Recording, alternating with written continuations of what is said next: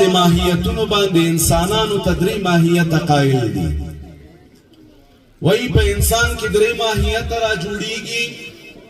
یو ماهیت دی بشرط شی ده، یو ماهیت دی بشرط لا شی، او بل ماهیت دی لا بشرط شی په انسان کې را جوړیږي. دغه قید کې انسان ته علم وګرځوو نو انسان په شرط علم باندې هغه یو انسان کامل ګرځي، او رب العالمین جل وعلا هغه اعلی مراتب چې انسانانو ته ځکه انسان نه مراد دلته مؤمن ده په شرط شی په شرط علم سره رب العالمین جل وعلا دی عالم تعالی مقامات او لوړ درجات ورکوي. کمن تاسو په ماهیت ثانوي باندې د انسان تعریف را واخلو او انسان په دې معنا ووایو چې انسان بشرط لا شی یعنی بشرط لا علم، چې هغه انسان نکره سي او په دې معنا چې کافر ته نه مراد سي یا عهدي کې الانسان کافر ته مراد کوي، او بیا ووایي چې بشرط لا علم، بیا په دې کې هغه قرآن عظیم الشان د دې ماهیت تعبیر دا کوي چې اولئک کالانعام بل هم اضل، دا بیا د هغه انسانانو د مرتبې نه لاندې غورځېږي او د چارپایانو مرتبې ته رسېږي. بیا هم که انسان په مرتبه مقیده باندې وانخلي او په مطلقه مرتبه کې واخلي، او د لا بشرط شی په مرتبه کې یا بشرط لا شی په مرتبه کې وانخلي، بلکې مطلق وای بیا دا انسان هغه انسان ده چې استعداد لري، او رب العالمین جل وعلا دا انسان په فطرت خالیه باندې خلق کړی، نو انسان کولی شي چې ځان کې استعداد لري چې ځان ته علم او ځان ته عمل، ځان ته حکمت، ځان ته ټول هغه منافع چې د انسان لپاره په دنیا کې رب کائنات را لېږلي هغه ځان کې راغونډ کړي او ځان ته اخروي او دنیوي سعادت رقم وهي. دا علما په انسان کې درې مراتب را جوړوي، خو د علم نه به کم علم مراد سي، او علم کم علم منفعت لري او کم علم منتج ده او کم علم ناجي ده او من ته نجات را کولی سي. که علم دا من په مرتبه د لا شی کې واخلو، بیا دا علم ته علما کمال نه وایي دا صرف یو فهم ده چې د ده په ذهن کې مرکوز ده او دی په یو څه مسایلو باندې پوهیږي، ځکه دا په شرط د تقید د عمل او حکمت او ورسره اخلاص دا علم ګڼ نه ده ورسره، بیا په دې باندې علما وایي چې دا کمال نه لري. که علم من تاسې په شرط اخلاص سره واخلو، یعنی خلاصه او ساده خبره د ما په پښتو کې دا ده، علم سره چې کله اخلاص نه و، علم سره چې کله عمل نه و، علم سره چې کله حکمت نه و، نو دا علم بیا مدار د اعتبار نه ګرځېږي. علماو سلفو یو قول کړی ده، العلم یهدف العمل، وایو علم وی کله ناریږي عمل ته، ان اجابه والا ارتحل، که اجابت ورکه یعنی علم د عمل سره یوسه، نو دا علم په سینه کې مرکوز پاتې کیږي، علم پر انسان کې پاتې کیږي.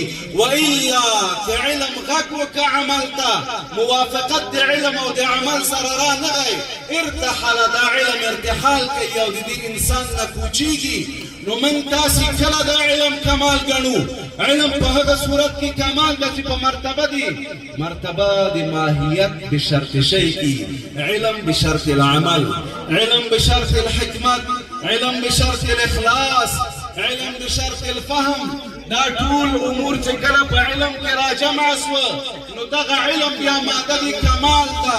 همدغه علم داسې علما بیا وایي، ځکه علما تقسیم د علومو کوي، وایي وعلوم دا یو لفظ مشترک ده، دا تقسیمیږي مدون او غیر مدونو ته. مدون علم بیا په درې قسمه تقسیمیږي، څوک ورته مسائل وایي، څوک ورته تصدیق بمسائل وایي، څوک ورته ملکه راسخه وایي. بیا چې غیر مدون علم تقسیم کی هغه بیا څلورو اقسامو ته تقسیمیږي، خو من تاسو خبره په مدون علم کې ده. او کله چې یو سړي ته رب کائنات جل وعلا علم کامل او وافر ور په برخه کې او دا بشرط شوی وي په معنا د دې سره چې اخلاص علم سره وي، صداقت علم سره وي، فهم علم سره وي، حکمت علم سره وي، عمل علم سره وي، دا ټول هغه څه چې په دې علم کې را جمع سول دلته بیا علم دا یو ملکه راسخه ګرځېږي. بیا دغه سړی دغه علم پورته بیایي آفاق او علیا مراتبو ته یې رسوي. علما د علم ډېر تعریف کوي، مناطق علما ځان ته تعریف کوي، متکلمین د علم ځان ته تعریف لري، څوک په صورت شی باندې تعریف کوي، څوک په ادراکاتو باندې تعبیر کوي، او صوفیه کرام بیا د علم تعبیر دا کوي.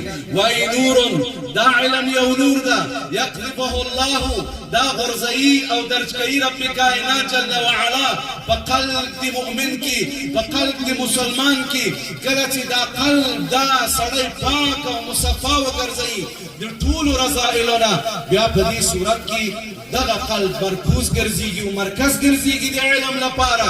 بیا هم دغه داسې هغه مرتبه چې العلماء ورثة الانبیاء رسول اکرم صلی الله علیه وسلم ویلي، کله چې دا عالم دا ټول مسائل را جمع کړه او په مرتبه د شی باندې دا سړی عالم سه په مرتبه د اخلاص کې، په مرتبه د حکمت کې، فهم کې، دانش کې، پوهه کې، او په دې پوه شي چې کوم ځای کومه خبره وکړي، کومه مناسبه او کومه لا یناسب ده، په دې ټولو امورو باندې پوه شي.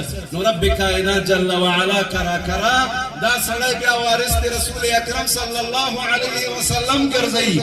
بیا یې سینا او هغه قلب مرکز د انواراتو د علومو سي. بیا دا علم په کتابونو په صفحاتو بیا په دې باندې نه وي، لکه څنګه چې علما وایي چې العلم نور، دا بیا یو نور وي، د ده په سینه کې یو رڼا وي. کله یې چې ته متوجه کړي ملکه راسخه په اعتبار د قواعد او ضوابطو باندې کومې قاعدې ته دا اصولیین او علما او فقها چې کله استخراج د مسایلو کوي نو هغوی ته په سینه کې ملکه راسخه پرته ده، د دوی هغه علم مدون په ملکه راسخه باندې مبدل ده. کله چې دا ملکه راسخه کومې قضیې ته متوجه کړي د هغه نتیجه په صحیح او سالمه طریقه باندې راباسي. همدغه ذهن او فکر ډېرو علماو سره ده. خو امام ابو حنیفه رحمت الله علیه ولې اجتهادات داسې راسخ او سم راوتل، موافق راوتل، ځکه هغه کې ملکه راسخه وه. دا اجتهاد په هغه کې په داسې ملکه باندې مبدل و. کله به چې کومه قضیه فقهیه امام ابو حنیفه رحمت الله علیه ورضی الله عنه راغله، نو دا ملکه به هغه قضیې ته متوجه کړه، د هغه انتاج او نتیجه به په طریقې سالمه باندې راوتله، او علما به ته به یې وړاندې کړله. چا به یې نقص نسوه کولی، چا به هم نسوه ویلی. او که تاسو ووایئ چې امام ابو حنیفه سره خو امام محمد، امام ابو یوسف، امام ظفر رحمت الله علیهم دوی مخالفتونه یا په بعضې اقوالو کې خلاف کړی ده یا اختلاف یې کړی، څه ورته وایي دلته؟ نو امام شافعي یوه خبره په مقدمه کې لیکي، امام ابو یوسف صاحب خبره کوي، وایي مونږ په هیڅ قول باندې توسه قول نه ده کړی مګر هغه قول مونږ یو وار د امام ابو حنیفه رحمت الله علیه نه اورېدلی. یعنې مسله څه؟ امام ابو حنیفه رحمت الله علیه چې کله یو مسله حل کوله د هغه لپاره به یې دا جواب ویلی، وجوهات متعدده، اجوبه متکثره به یې د دې لپاره ذکر کړل. کله به چې اجوبه متکثره ذکر سول نو یو جواب به د دې نه امام ابو حنیفه منتخب وګرځاوه. دا نور جوابونه به کله یو جواب به د امام ابو یوسف صاحب ذهن ته پرېوت، یو جواب به د امام محمد صاحب ذهن ته پرېوت، نو دوی به ورته دلایل بیان کړل، اصول خو به د امام صاحب وو. نو چې کله خلاف راوځي یا اختلاف په فقه کې راوځي، هغه هره خبره چې د امام ابو یوسف صاحب د خولې نه راوتې ده هغه امام ابو حنیفه یو وار کړي، نو هغه ملکه راسخه په دې اختلاف باندې نه نقص کېږي. الله تعالی جل وعلا د من سینې قلوب دا مرکزونه د علم وګرځوي. رب کائنات د من استعدادونه او سینې د هغه نور لپاره مستعد وګرځوي کوم چې علما ورته تعریف کوي، او د صوفیه او راسخین علما او د سینې نه دا علم منتقل کیږي. که هر علم وي، علم ظاهر وي دا هم ملکه راسخه غواړي، علم باطن وي هم ملکه راسخه غواړي، هر علم وي. رب العالمین جل وعلا دی د دې جامعین داسې عاملین علما بیرون کی رب العالمین دی دا جامعه په سوری او معنوي شکل آباد لري. رب دی تاسو ته دا دستربندي مبارکه کی. اقول قولي هذا استغفر الله لي ولكم ولسائر المسلمين. السلام عليكم ورحمة الله وبركاته. مبارک مبارک مبارک مبارک. دوریزو لحجاب پټ پټ ستوري درته ګوري، دوریزو لحجاب پټ پټ ستوري درته ګوري، سپوږمۍ در پسې مړه شوه له هر لوري درته ګوري. باران هم له اسمانه ستا دیدن پسې راغلی، باران هم له اسمانه ستا دیدن پسې راغلی. ته نه ګورې په شړه کنده رااوري درته ګوري،